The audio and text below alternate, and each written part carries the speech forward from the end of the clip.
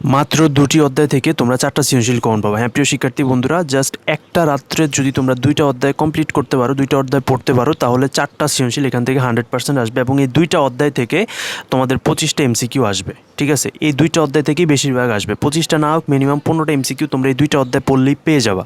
ঠিক আছে, এক রাত্রের মধ্যে তোমরা এই 2টা অধ্যায় কমপ্লিট করে ফেলতে পারবো, অর্থাৎ 15 মার্ক এমসিকিউতে এবং রিটেনে হচ্ছে তোমাদের 40 মার্ক কনফার্ম। ঠিক আছে, আমি 65 মার্ক তোমাদেরকে কনফার্ম করে দিচ্ছি। শেষ পর্যন্ত ভিডিওটা দেখো এবং যারা নতুন রয়েছে কাইন্ডলি চ্যানেলটা সাবস্ক্রাইব করে বাকি অংশটুকু কন্টিনিউ করবা। তুমি যে বোর্ডেরই হও না কেন, সকল বোর্ডের জন্য আজকের এই ভিডিওটা, নট কোনো স্পেসিফিক বোর্ড, সকল বোর্ডের জন্য আজকের এই ভিডিওটা।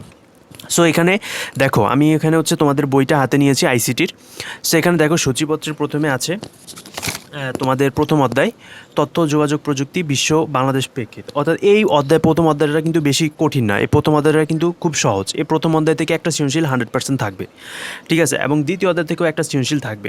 দ্বিতীয় অধ্যায়টাও আহামরি যে কঠিন সেরকম না, দ্বিতীয় অধ্যায় থেকে একটা বা দুইটা থাকার সম্ভাবনা বেশি, দুইটা না থাকলে একটা থাকবে। তোমাদের এখানে মনে করো যে 2টা সৃজনশীল কনফার্ম। ঠিক আছে, এবার আসি তৃতীয় অধ্যায়। এই যে তৃতীয় অধ্যায়ের প্রথম অংশ, এখানে কিন্তু 2টা অংশ তৃতীয় অধ্যায়ের।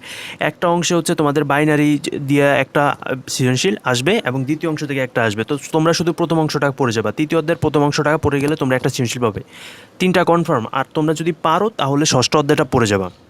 ষষ্ঠ অধ্যায়টা বেশি কঠিন না, ষষ্ঠ অধ্যায় থেকে একটা আসার সম্ভাবনা রয়েছে। যদি তোমরা ষষ্ঠ অধ্যায় নাও পড়ো, তোমরা প্রথম, দ্বিতীয় এবং তৃতীয় অধ্যায়ের প্রথম অংশটা পড়ে যাও। এই 3টা অধ্যায় যদি তোমরা পড়ে যাও, 3টা অধ্যায় তো ফুল না, মানে 2টা অধ্যায় আর একটা অধ্যায়ের প্রথম অংশ, এই 3টা যদি তোমরা পড়ে যাও, 4টা সৃজনশীল এমনি তোমরা লিখে আসতে পারবা।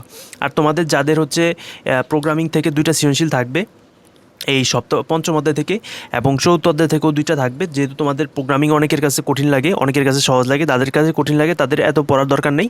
যাদের কাছে সহজ লাগে তারা পড়ে যাবা।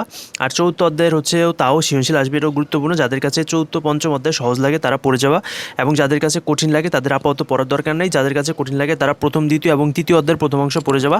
তোমরা 4টা সৃজনশীল এমনি দিয়ে আসতে পারবা এবং মিনিমাম 10-15টা এমসিকিউ এই 3 অধ্যায় থেকে এমনিতেই কমন পড়বে। ঠিক আছে, 10টা তো এমনিই কমন পড়বে। তো আশা করি তোমরা আইসিটিতে এই টিপসগুলো ফলো করে খুব ভালো একটা রেজাল্ট করতে পারবা। হয়তো তোমরা এ প্লাস নিশ্চিত করতে পারবা না, কিন্তু এ প্লাস নিশ্চিত না করতে পারলেও তোমরা এ গ্রেড নিশ্চিত করতে পারবা ইনশাল্লাহ। ঠিক আছে, আশা করি সম্পূর্ণ বিষয়টা বুঝতে পারছো। যারা সম্পূর্ণ ভিডিওটি দেখেছো সকলকে অসংখ্য ধন্যবাদ। আল্লাহ হাফেজ।